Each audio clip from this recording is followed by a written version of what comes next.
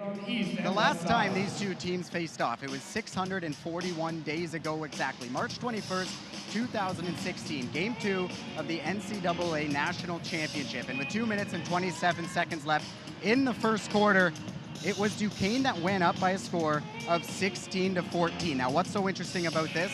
Well, it was the only point in that entire tournament that the Yukon Huskies trailed at all. They went back down the floor, hit a three-pointer, and in 6 games, they did not trail to another opponent. They went on to win their record NCAA title for the 4th time in a row. Now, I talked to the head coach of the Duquesne Dukes, Dan Burt, yesterday, and he mentioned that the team traveled here. They were prepared. They're excited to play the Yukon Huskies. He felt his team was extremely ready to go. Now, it's easy to say, and he agreed with that when you come in on an 8-game winning streak. An interesting note on this Duquesne Dukes team, guys, every single player's parents, except for one, are in attendance here tonight. That one player, Judith Sol, the senior out of Spain. So, of course, her parents watching from overseas as the Dukes will look to rally and win a 9th consecutive game heading into the holiday break. Well, I'm now joined by a special guest, the head coach of the Toronto Raptors, Dwayne Casey. And Dwayne, nobody knows about the growing game of basketball in Canada more than yourself. How important is a sold-out event like this for growing the game here in Canada? Well, I think it's great. Young ladies here in the country of Canada. And now Kia Nurse, she's been a star here tonight. How important is a figure like Nurse for growing the game? She's great. First of all, she's from the Canadian national team. Dwayne, thanks so much for your time. Enjoy the rest of the night. Thank you so much. Well, it was a big day on Tuesday for the NCAA, specifically for women's basketball. The head coach of the Yukon Huskies, Gino Auriemma, and the head coach of North Carolina, Sylvia Hatchell, both reached the 1,000 career win marks. Now, they joined the likes of a couple legends, Tara Vanderveer at Stanford, and the late Pat Summitt, of course, with Tennessee. Now, Yukon did so by beating Oklahoma 88-64. That allowed Auriemma to become the quickest coach to 1,000 wins in NCAA Division I women's basketball history. Now listen to this. His overall record, 1,000 wins, 135 losses. That's a career winning percentage of .881, best in Division I women's basketball history. This Hall of Fame coach is adding just one more notch to an already jam-packed resume. That includes 18 Final Four appearances, 6 perfect seasons, 11 national championships, and 2 Olympic gold medals to top it all off. Mitch and Jamie, back over to you. Yeah, thanks, guys. And Dan, you have a couple Canadians on your team. Talk to me a little bit about the meaning of this game and your trip here to Toronto as a whole. Well, we love Toronto. It's a good Yukon basketball club. And now you mentioned you're not playing the way you want to. What do you see in your team doing that needs to improve here in the second half? Well, you got to make some. Coach, thanks for this. Good luck in the second half. Thank you. Appreciate it. Well, thanks, Mitch. Kia Nurse joined alongside now. Sold out Mattamy Athletic Center, downtown Toronto, just an hour away from where you grew up. Tell me about the emotions. I mean, so many emotions going. I feel like our job is done. Now, you mentioned the inspiring young athletes, the future of Canadian basketball. This rink was packed here tonight. Lincoln Prep was here, and I know that's close to you. Tell me about what that means for you to set a standard for the future of Canadian women's basketball. Well, I mean, now I still think their life's going to change. And okay, let's talk a little bit about the game. You guys pick up a big win here tonight, head into the holiday break, undefeated on the season. What's that mean for your group? I mean, great. I'll get back to campus. Yeah, thanks so much for your time. Enjoy the night. Thank you. Guys, back to you. The Queens Gales, they had a tough road to get here to this game.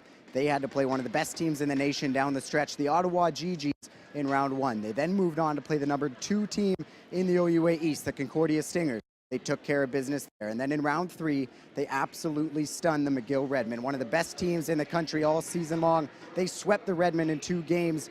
These 2 teams have proved that they deserve to be here in this game tonight to battle it out for the OUA championship. And that's what the next 60 minutes will provide. Guys, we're in for a really good one. Yeah, thanks, guys. Here with York head coach Chris Dennis. Huge win for you. You've only been with the program for a few years now. How big is this for you personally and the core group of guys here with the Lions? Just saying to the guys on the ice, week to go here.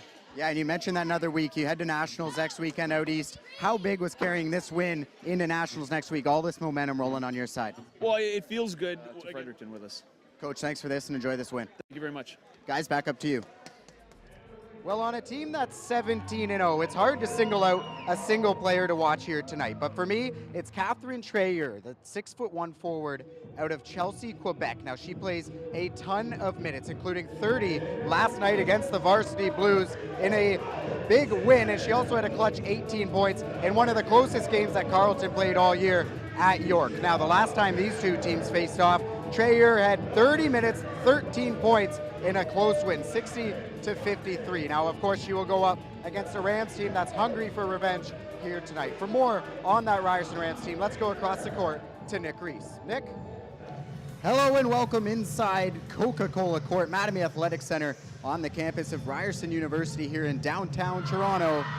This will play host to the second semifinal of the OUA Final Four Women's Volleyball. Jaxson Jacobs alongside Emma Duggan, high above Coca-Cola Court. And Emma, we just saw the Ryerson Rams knocked off the Western Mustangs 3-1. They advance to tomorrow's OUA gold medal match. Now it's time for the 2 seed versus the 3 seed, the McMaster Marauders and the Varsity Blues. What's your first take on this matchup?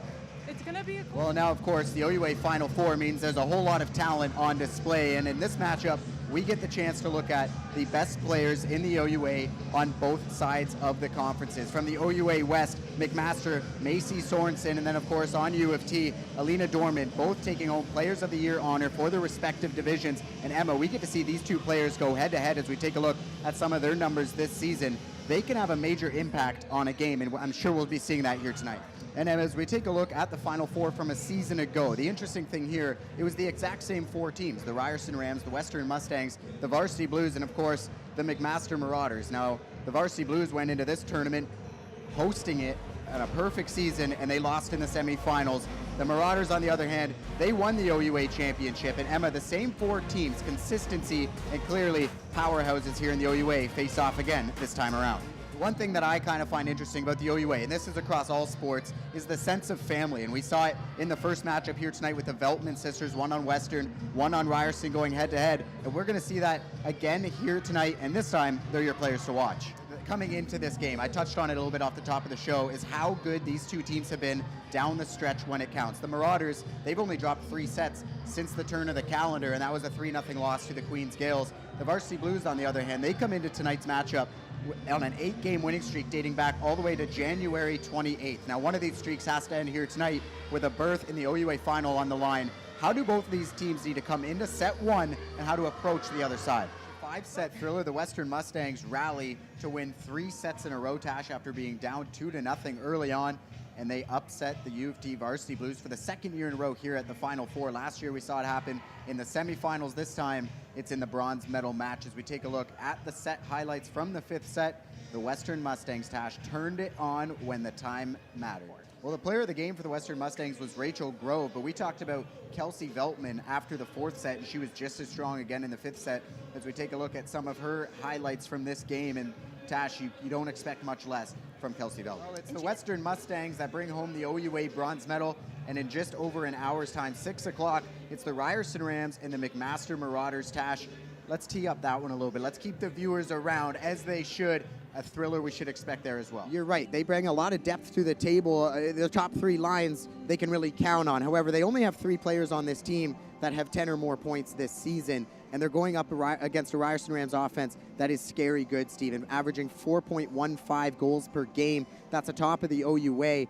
Anytime you're scoring 4 or more goals, you got to expect you're going to win the hockey game. And in the last 2 games that this team has played, their last one against Western, a 7-4 win, and then the last game here at home, 6-2 against Brock. That's 13 goals for in just their last 2 outings. They're also really hot here at home, 7-1 this season.